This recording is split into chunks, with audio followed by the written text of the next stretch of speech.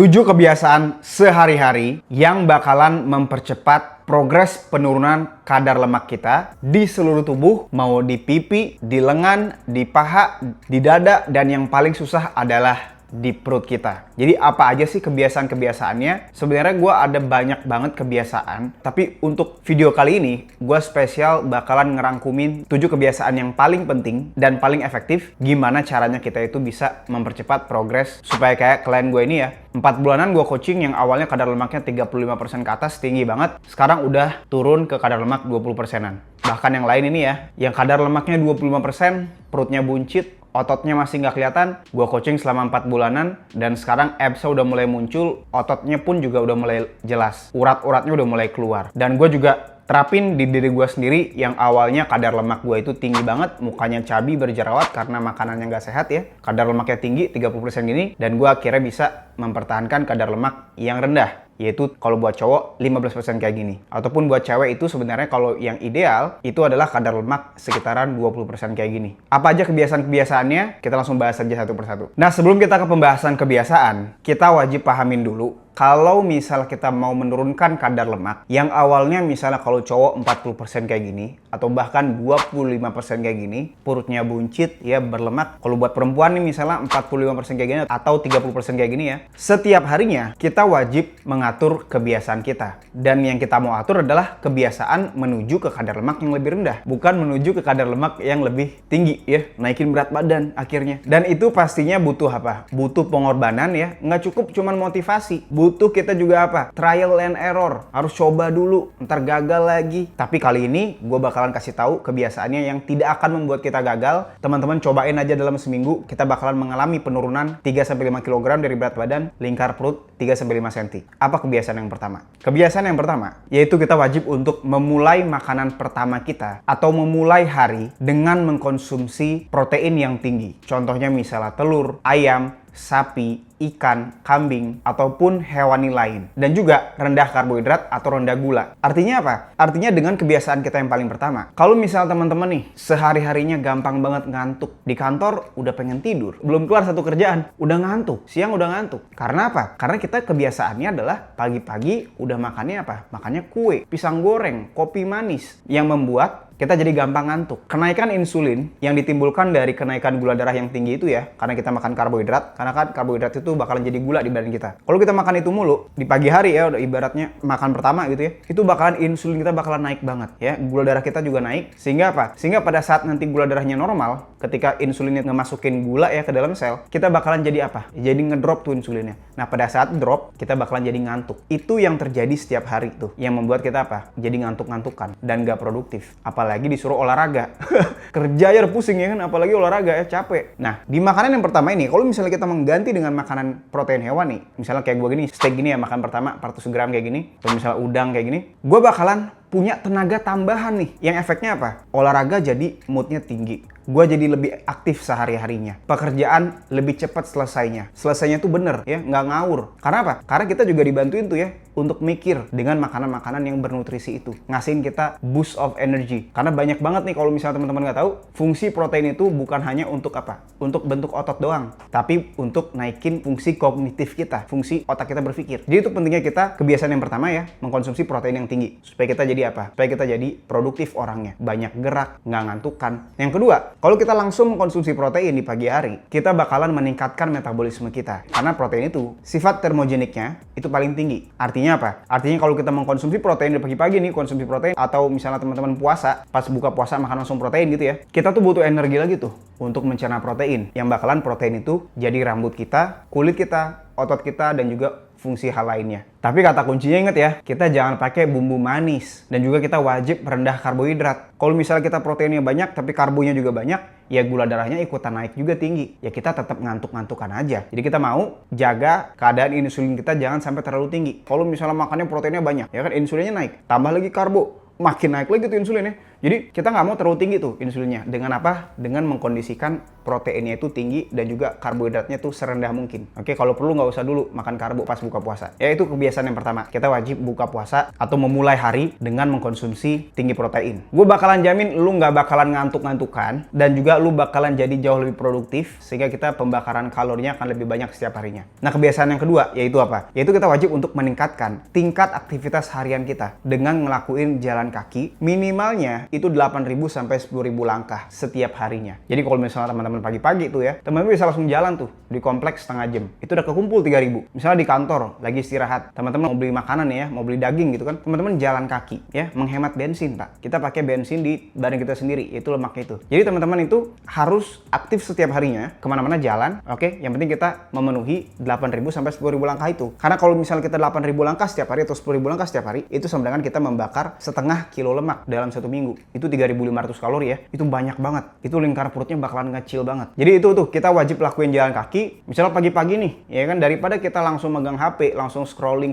nggak jelas, ngerusak dopamin respon kita ya, yang harusnya kita capeknya di mana gitu kan, harusnya kita ngecek email dulu nih, ya bales-balesin klien ya, misalnya buka WhatsApp, balesin kerjaan dulu. Nah, ketika kita balesin kerjaan, kita bisa ngelakuinnya sambil jalan kaki itu. Boleh di treadmill, boleh di komplek, yang penting kita jalan. Ibaratnya kita jangan ngelakuin scrolling doang gitu loh. Jadi kita harus ngelakuin dua hal yang bersamaan. Contohnya kita mau scrolling misalnya TikTok atau yang lain gitu ya, kita bisa sambil jalan kaki. Itu kebiasaan kedua. Kita wajib untuk aktif setiap harinya. Kalau enggak, ya kita nggak bisa tuh turunnya itu lebih cepat lagi. Dan ini penting banget kebiasaan yang kedua. Karena terbukti juga ya berdasarkan studi 2022 ini yang dilakukan ke ratusan ribu peserta ya. Teman-teman bisa langsung baca aja sendiri studinya. Kalau misalnya kita jalan kaki dari 8.000 sampai 10.000 langkah, itu bakalan mampu menurunkan tingkat obesitas sebanyak 31%. Dan juga memperbaiki gangguan tidur kita atau sleep apnea ketika langkahnya itu dari 8.000 ke 10.000 langkah. GERD juga bakalan membaik dan juga depresi pun juga bakalan membaik. Karena kalau jalan kaki itu bakalan ngerilis hormon kebahagiaan. Jadi teman-teman dari sekarang ya, teman-teman nonton video ini aja sambil jalan kaki. Jangan teman-teman nonton sambil tiduran, sambil jalan kaki, jalan-jalan aja.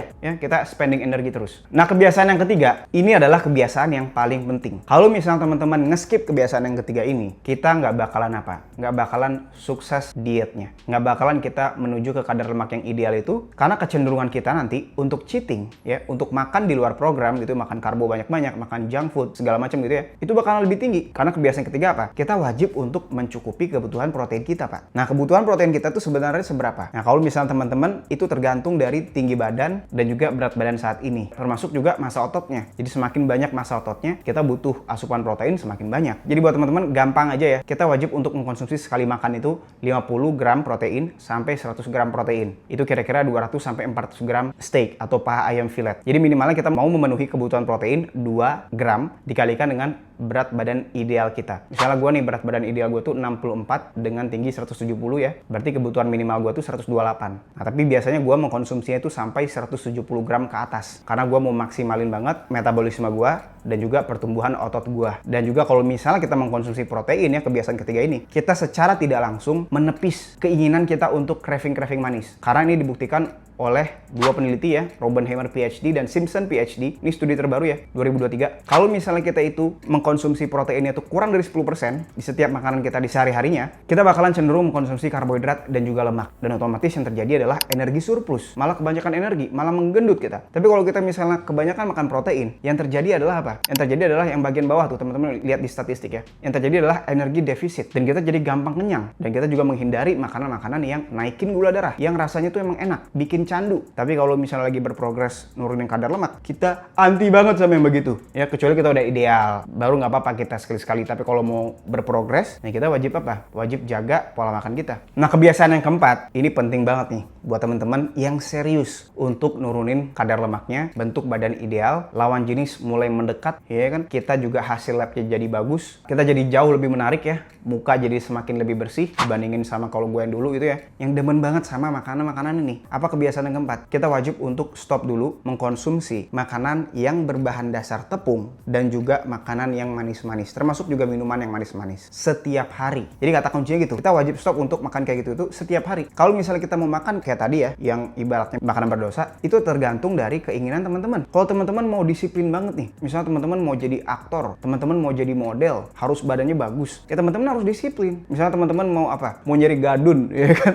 Misalnya teman-teman cewek ya kan, teman-teman harus cantik. Kalau teman-teman gembrot gitu misalnya, gadun mana mau. Duit nggak bakal ke teman-teman ya, buat teman-teman yang cewek ya, atau teman-teman yang cowok yang pengen jadi mokondo ya. Oke, jadi kita nggak bisa tuh masih mengkonsumsi makanan-makanan yang ngebikin kita apa? Ngebikin kita jadi semakin jelek ya, naikin kadar lemak. Apa aja makanan-makanan yang berbahan dasar tepung? Contohnya mie, roti, kue-kue, dan juga makanan-makanan lain. Minuman-minuman manis juga. Gula pasir kita wajib stop dulu. Misalnya gula-gula lain ya, susu manis itu pun kita stop juga. Dan kita boleh misalnya makan yang kayak tadi itu sebulan sekali. Atau tergantung, terserah teman-teman. Kalau teman-teman mau disiplin banget, saran dari gua itu stop sekalian. Nanti kalau udah ideal, baru nggak apa-apa kita coba sebulan sekali atau seminggu sekali. Oke, itu kebiasaan yang keempat. Kita wajib stop makanan yang berbahan dasar tepung dan yang manis-manis aja setiap hari. Mie instan jangan tiap hari lagi. Lu jangan taruh mie instan mulu di lemari. Jangan. Kita harus berubah di 2025 ya. Badan kita harus lebih bagus. Kulit kita harus lebih bagus. Kalau makanannya jelek, pasti mukanya hancur. Jadi itu yang keempat. Nah, kebiasaan yang kelima, ini penting banget. Karena apa? Kalau kebiasaan yang kelima kita nggak lakuin, kebiasaan-kebiasaan yang lain itu nggak ada artinya. Karena kalau kita misalnya nggak ngelakuin kebiasaan kelima ini, kita bakalan nggak ada tenaga nih. Terus kalau diet, kita pengennya yang manis-manis mulu. Karena gula darahnya naik, stresnya naik, imunnya ngedrop. Yaitu apa? Yaitu tidur yang cukup, 7-8 jam. Jadi sebenarnya kalau kita udah makan protein yang banyak, contoh carnivore diet gitu ya, itu hampir semuanya, 99%, itu tidurnya langsung nyenyak. Jam 10, jam 9 udah ngantuk. Jadi kita mau tidurnya tuh 7-8 jam, supaya nanti hormon testosteron kita itu nggak ngedrop. Karena berdasarkan di studi ini ya, anak-anak muda aja, lagi tinggi-tingginya yang testosteron, itu ngedrop hormon testosteronnya, karena dipaksa selama seminggu tidur 5 jam tuh, ngedrop 15%. Padahal testosteron itu adalah hormon yang paling penting untuk membakar lemak dan membentuk otot, dibandingkan sama seluruh suplemen yang ada di kolong langit ini ya. Jadi teman-teman mau pakai suplemen A, B, C, D, E, testo booster segala macem, kalau misalnya teman-teman tidurnya nggak cukup, ya percuma. Nah, kebiasaan yang keenam, supaya kita bisa tahu nih, seberapa disiplinnya kita, seberapa lama lagi nih kita harus diet, sudah berapa jauh kita berprogres, yaitu kita wajib untuk ngelakuin kebiasaan yang keenam. Kita wajib nimbang setiap harinya, dan juga ngukur lingkar perut itu setiap minggunya. Jadi kalau misalnya kita nimbang setiap hari, di pagi hari, setelah buang air kecil atau buang air besar, kita bisa tahu nih, oh kemarin itu gua udah oke dietnya, makanya gua turunnya lumayan banyak, dan gue juga udah aktif jalan kakinya banyak, pantesan nih kayak gini nih. Nah, itu teman-teman bisa mikir nih, kalau teman-teman mau lebih cepat lagi progresnya, teman-teman ketika nimbang di hari itu, teman-teman harus disiplin lagi, konsisten lagi. Atau misalnya nih teman-teman kemarin nih habis jalan-jalan sama keluarga atau sama teman-teman, ya kan, ada acara kantor atau acara lain ya, terus berat badannya naik nih besoknya. Nah, teman-teman langsung diingetin tuh sama data dari timbangan bahwa teman-teman lu udah kebanyakan. Akhirnya teman-teman bisa diet lagi, ada motivasi lagi nih. Nah, kalau misalnya nggak ada timbangan dan nggak ada meteran perut, kita nggak akan tahu sebenarnya kita tuh udah di mana, sampai mana nih kita. Jadi kita wajib untuk nimbang nih setiap hari di pagi hari dan minim pakaian ya. Dan juga ngukur lingkar perutnya setiap minggu. Kenapa setiap minggu? Karena lingkar perut itu adalah tanda kalau kadar lemak kita udah menurun. Oke, kalau berat badan itu bisa berat airnya naik. Misalnya kalau cewek lagi mens gitu ya, biasanya karena naik turunnya hormon ya, itu berat airnya bisa naik. Jadi itu kebiasaan yang keenam. Kita wajib untuk nge-track setiap hari berat badan kita dan juga lingkar perut kita setiap minggunya. Nah, yang terakhir nih, kebiasaan terakhir. Ini khusus buat teman-teman yang mau glow up. Artinya apa glow up, Bang? Artinya naikin value teman-teman. Gua mulai untuk latihan beban 3-5 kali seminggu. Nah, latihan bebannya kayak gimana? Nah, teman-teman bisa tonton di video gue yang ini ya. Gue udah bikinin. Atau misalnya gue kasih langsung aja di sini teman-teman programnya. Teman-teman bisa coba 3 kali seminggu kayak gimana, 4 kali seminggu kayak gimana ya di tempat gym. Atau 5 kali seminggu juga kayak gimana. Teman-teman bisa coba nih latihan bebannya. Fungsinya apa latihan beban? Latihan beban itu fungsinya adalah untuk meningkatkan daging atau massa otot di tubuh kita. Jadi yang awalnya kita kurus, kita jadi berisi. Pakai baju kita gede badannya, kelihatan lebih berisi, lebih keren, nggak cungkring. Terus yang kedua, untuk menaikkan BMR kita. Jadi misalnya kalau kita mau ke kadar lemak yang rendah, karena BMR-nya tinggi ya, si A misalnya di latihan beban nih, dia BMR-nya 1500. Tapi si B dia nggak latihan beban, dia BMR-nya cuma 1200. Yang artinya apa? Si A bakalan lebih cepet tuh untuk menuju ke kadar lemak yang ideal, yang ada six pack-nya itu, dibandingkan dengan si B yang dia nggak pernah latihan beban sama sekali. Dan juga latihan beban itu